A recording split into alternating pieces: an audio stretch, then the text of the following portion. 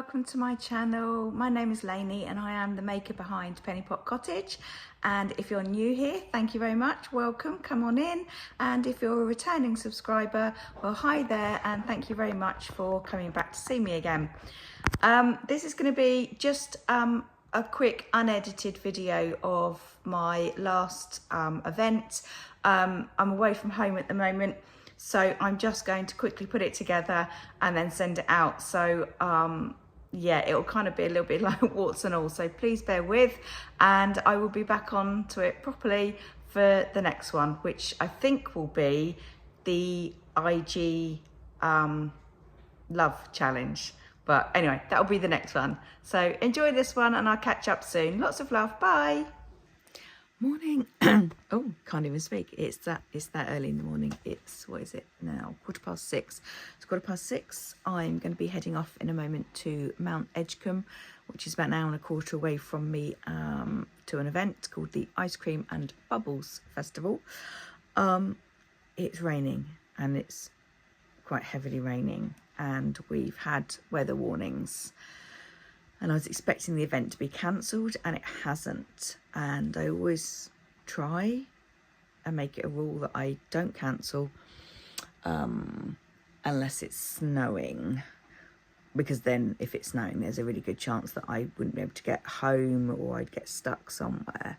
The rain just obviously makes being somewhere quite unpleasant. However, I'm really going to try today. Yeah, I think the trouble is, here in the UK, if we let the weather put us off, we literally wouldn't do anything. So it's really hard to make a decision whether to do something or not, because I don't want to put negative spin on this, because I don't want to breed in any bad vibes, but also being realistic, having traded in all weathers, I know that it can not always turn out to be in our favour when it's really, really wet.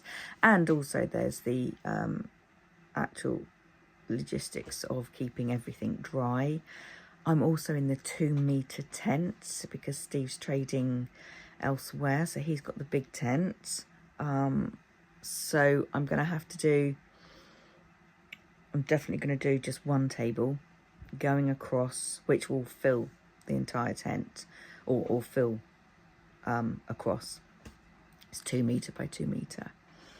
And then I will stay behind the table but pull it in as far as possible, because of course it doesn't just rain straight down, does it? It rains in all directions, and I really don't want my stuff to get wet. So there won't be any tables outside, there won't be any extra space.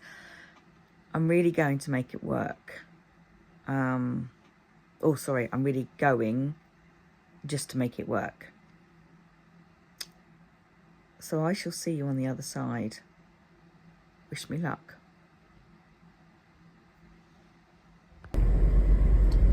Just heading down now to be told where I'm to set up. A few others here, so hopefully that means people will still come out. So here we are set up. Here's my really small gazebo in amongst the line. Considering that there was a weather warning put out, and it has actually just started to rain now, but I think pretty much everybody has actually turned out, all the traders, so that's good and promising.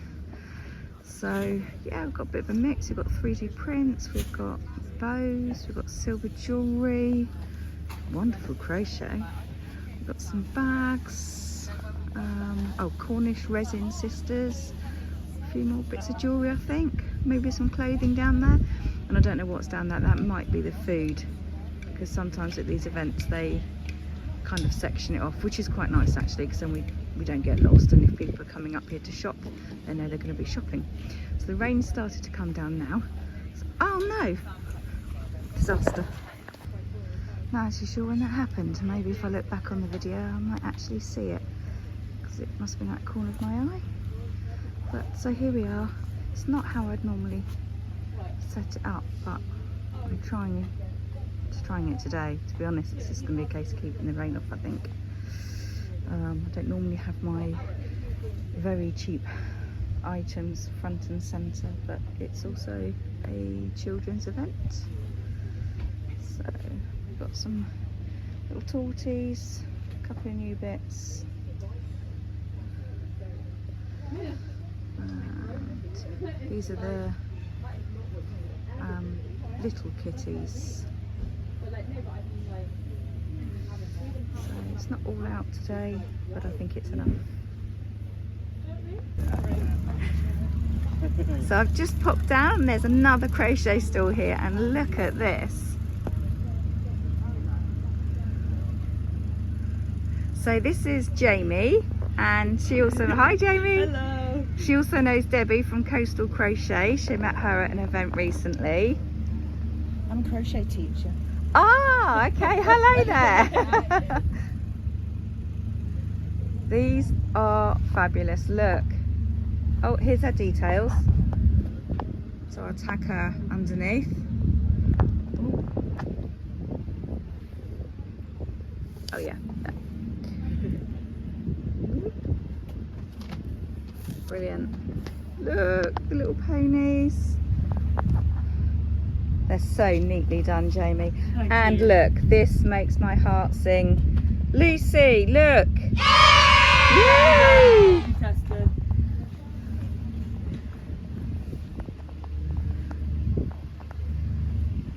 And Jamie's really kindly said that I can use her idea of these rats for the Pride event that I've got coming up in Newquay in August, because I make rats, but when I saw these I thought, what a fabulous idea. Look at the colours, they look amazing. Yeah, and they have done well in the past. Have they? So, yeah. They look beautiful. Yeah, all your work is beautiful. And these little, what do you call these, Jamie? They're meant to be like fruit frogs. Fruit frogs? Yeah, so these are like Brilliant. lemons, oranges, and this is meant to be like a strawberry, but I should have done it in a red. It does. I wasn't sure if they Yeah. were blobs or Yeah, what. yeah. I Meant to be love like them. frogs, I but- love them. Thank you. I hope to see you again Yeah, sometime. Thank you. I hope it goes really well. Thank you. And it started to rain and it's gone dark. And I don't even know what the time is. I think we might be officially open. There's a few people down there. Just got to try and keep everything inside, really. Not bring it out the front at all.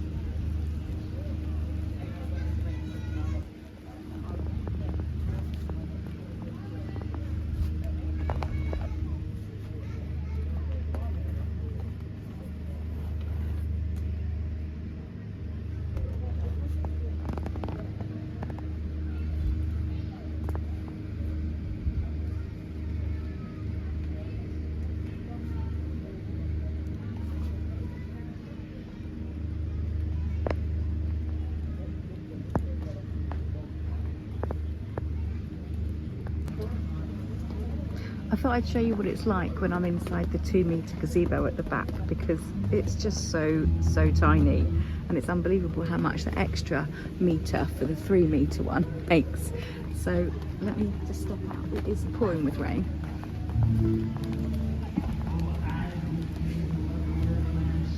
So this is Steve's other gazebo. It's the one he started with, and he's now got a bigger one. Exactly the same, but a metre bigger. But look, there's no room. So, and because it's raining as well, I've had to make sure that I've got the table pulled quite far in, because I just don't want the rain to come in and get anything wet and damp. So this is the back. I've got these little things up here because thanks to Katie at the Celestial Homebody, who very kindly critiqued my stand in one of her recent videos, I'll link it below, and she said some really lovely things. I was really touched, so thank you, Katie, for that. But she basically said that from the front my stall looked lovely and bright and colourful, and normally, as I say, I have the table pulled right out, but because of the rain and because it's a small gazebo, I've had to pull it right in. But Katie made a comment that from the outside, when you're looking in, you can quite often see through these call them, through the grids. And it was an issue that I was a bit aware of actually. But anyway, so I found these which come with the grids, and I don't use them because I use these, which I bought in a charity shop, and they are brilliant because they're really colourful. But these just give a bit of an opaque view, but also allows me to still see through, because I did try it once where I put something, I think I had some paper, coloured paper, and I tried to put that across, but it meant I couldn't see. And even though my chair is high, if I jump up, and when I say jump, I mean literally jump, because I have to get up into it, but I can still only see here. So I call out to people, hello, and they ignore me because they can't see me, so they think that hello wasn't directed at them. So at least here I can see when somebody approaches. I can just keep an eye on things. But yeah, so that's the inside, behind the scenes. And here you go, I've got all my bits and pieces out here. My car is actually only there,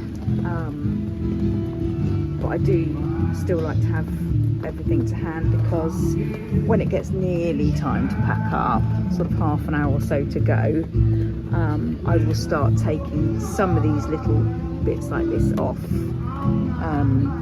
so that it doesn't disrupt the store too much, but it just makes packing up at the end that much easier. And I do have a feeling that today we may not be running over in any way, shape or form. I think we may be almost ready to go, dead on 4 o'clock, probably packed down and everything. But yeah, it's going to be a fun day.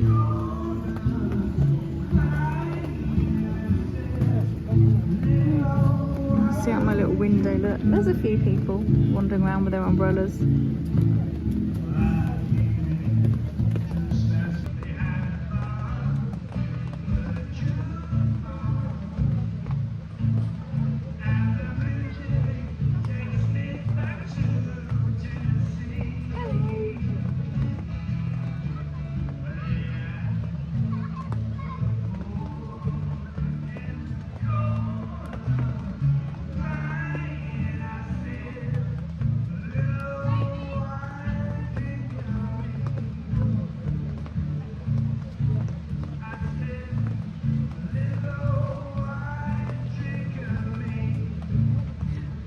See behind, but this bit here where you might see some people walking up and down, I think they're parking over there in the field, and then I think they have to walk back down that way.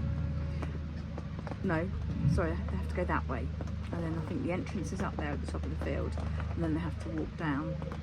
So as they're coming past, hello.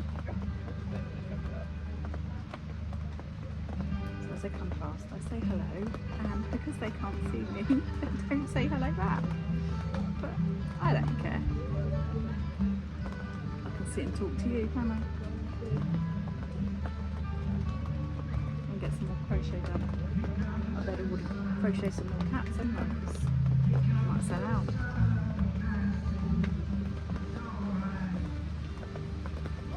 We don't do it for the money, do we? We need the money. We don't do it for the money.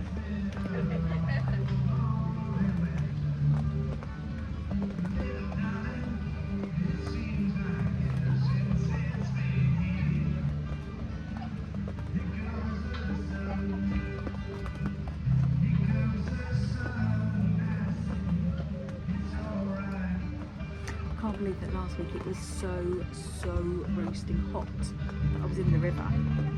Now, I'd absolutely freeze my tits off if I was in the river. It's mad, it's mental.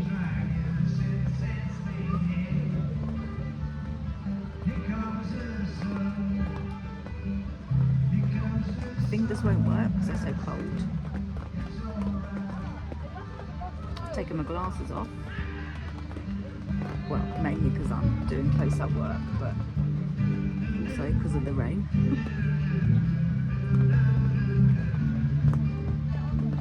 some more people coming in. I can see behind me.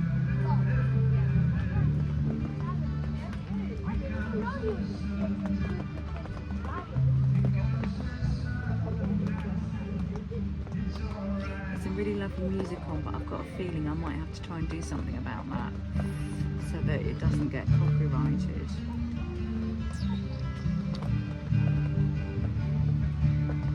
We'll have to see.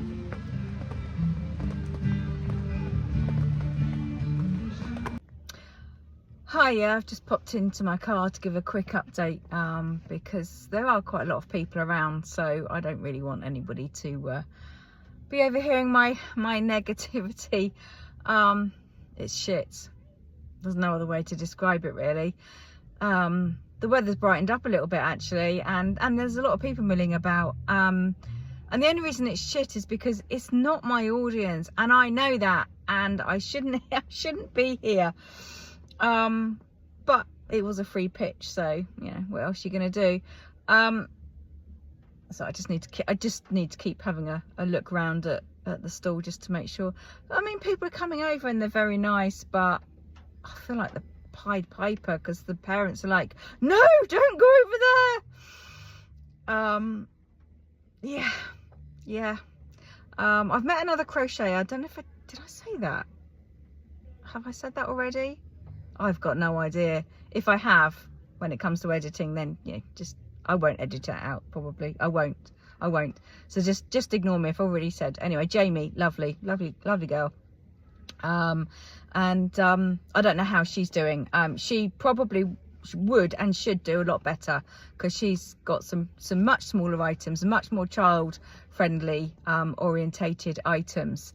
So yeah, you know, it's I guess it's a little bit like a butcher complaining that they go to a vegan event and nobody wants to buy their items. It's kind of it's a bit similar to that really, in that, you know, it's just not my audience here, but because it is all children and families, all I'm hearing like time after time after time, again and again and again, is yes, they're lovely, aren't they? Yes, oh, they're very expensive. Oh yes, oh well, we'll have to see. Oh well, perhaps when it's your birthday, perhaps when it's Christmas. Oh yes, no, come here, don't look at them. it's just getting to me a little bit, and I think it is just because it's constant. There's been a few people that have seemed genuinely interested, and they are the target market that my stuff appeals to. So they've taken some leaflets, you know, some information about having a custom order. So I've got to look at this today as just being an advertising exercise. But yeah, I think it is. It's hard and demoralizing when you hear the same thing over and over and over again. Which basically is, no, you're not having that. And I get it. They've paid to come in. It's a ticketed event, so they've paid to come in. It's an ice cream and bubbles fair, so obviously there's ice creams here. There's lots of food vendors here. I think there's a little fun fair down the bottom. Well, that's all going to cost money. And I know from personal experience that coming for a day out, you can kiss goodbye to 100 quid easily, and that's just on going. You know, that's not buying souvenirs or anything else like that. So yeah, you know, forget people buying things. Some of the other vendors around me do seem to be doing okay. There's a couple of stalls away. She's got some bows and hair accessories, and she seems to be okay. And there's a 3D printer. I think they're doing all right. I've seen a couple of kids walking around with 3D printed dragons. But I better go because somebody is actually standing and looking, so I want to be present when they're there.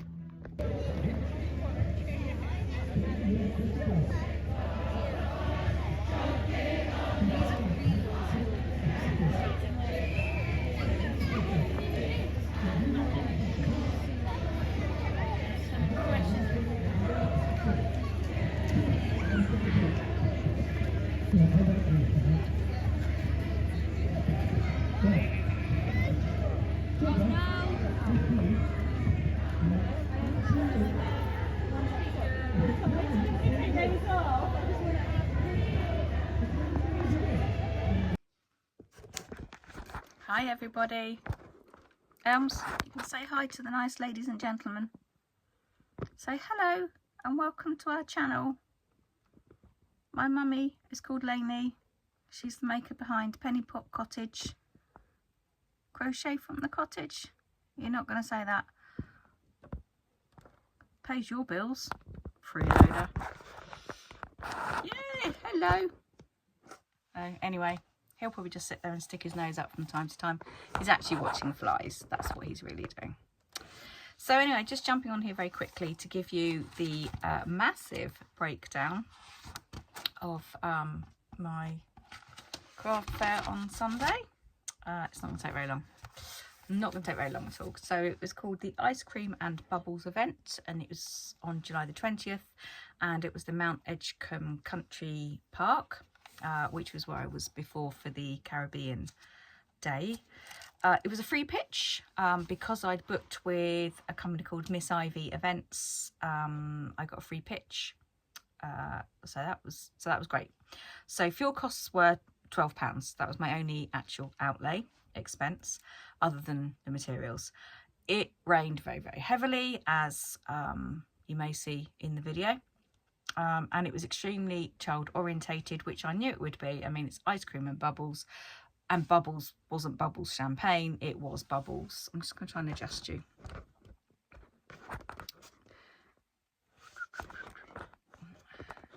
So you get your snooter in there. You're probably going to fall back again. Oh, never mind. Yeah, it wasn't champagne bubbles, it was, you know, bubbles. So it was extremely child orientated. I did feel quite a bit like the Pied Piper. Children were gravitating towards my stall and parents were pulling them away as quickly as possible, or they were bringing them over and saying, oh look, how lovely, can you tell me what this animal is, can you tell me what that animal is, but not any intentions of buying. So definitely not my audience at all. However, I did sell a few things. It was not great, but I have had worse, so here we go. So what I sold was a little kitty. Now, I've always made the big chunky cats and dogs, yes. Cats have always been my top seller and my favourite things ever to make, and as much as I am a dog person, I really love seeing, really love making the cats, and I love seeing how they turn out. So I love making those. So, but I did want ones that were slightly more market friendly, i.e. for me, quicker to make. So I bought the pattern from Annie Carraway Art. I bought her little kitten and mini kitten, I think they're called. I think it's called. It's a 2-in-1 pattern. I bought that. And did I need to buy it? Not really, because I could have just made it up myself. But it wasn't very expensive, the pattern. I think sometimes it's just nice to appreciate the designer and the fact that they've put a lot of effort into it. So yeah, so I did. I bought it at maybe £4.62, something like that. Anyway, so one little kitten, and it was a ginger and white one. I remember to write that down, and I sell them for £15. One of the mini tortoises, which you will see in an upcoming video, because that's part of the love challenge for the Instagram challenge. My large pigeon sold at £22. One of my rats sold at £15. Another little kitty sold, and I did it at a discount, and I don't normally, but the person was probably a bit cheeky, but she did say, please say no if you don't, but do discount for staff. Well, I wasn't having a particularly great day. I still was making money on it, so I said, well, I can do 10%. So I sold it for £13.50, which still gives me a profit. I did think it was slightly cheeky in as much as, yes, it was very well organised, but I didn't particularly need any staff, as in they were there to make sure that people paid to come into the event, and I'm sure if there was a reason for somebody to need first aid or any kind of help, that's what they would have been there for. And I will say that the toilets were kept brilliantly. I mean, there was toilet paper all day long. They were clean, and there were those horrible, you know, the plastic thunder boxes, the plastic portaloo jobs for your jobs. Well, they were those. Everybody hates those, but you know, on a place like that, that's what they get. You know, that's what the organisers have to go with. So yes, so perhaps that's a bit unfair when I say that I personally didn't need the staff. Perhaps, you know, it all went towards it. Anyway, she asked me and I said, yes, I can give 10%, and it's not something that I'm going to do as a regular, and it will be very discretionary. But yeah, so I did. I gave 10%, so £13.50. I think that might have been a black and white one, if I remember correctly. And then I also took a commission for a cat, for a full-size cat, and that's 20. So my takings totaled £93.50. So I'm just going to show you Elmo because he looks so cute. This is how he is when he sits in the chair, and this is his chair in the windowsill, and I'm just allowed to be here. And he lays like that, and he just puts his snout on the windowsill. Can't say anything, he's asleep. But yeah, he's cute. He's my boy. I love him. Yeah, he's my baby. So my takings were £93.50. Fuel costs were £12, and taking into account all the materials, that's £16.30. So my pure profit was £65.20. As I say, not my best, but equally not my worst. And profit is profit. And as Lucy said to me, we all like a profit day. So yeah, so that was that. So I haven't got one now till August. I'm tempted to do one of the agricultural shows. Hello, baby. I'm tempted to do one of the agricultural shows. I'm just not sure yet. It's weighing up for me. It's the cost, because I like to take into account all of my expenses. So the cost of the show, the material, the fuel expenses to get there, and I also take into account my materials. I like to know I'm going to make decent money.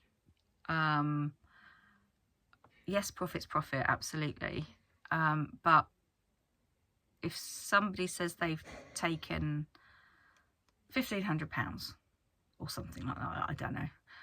I don't know that I know of anybody who's taken £1,500. But anyway, if they have, but how much of that is the stall fee?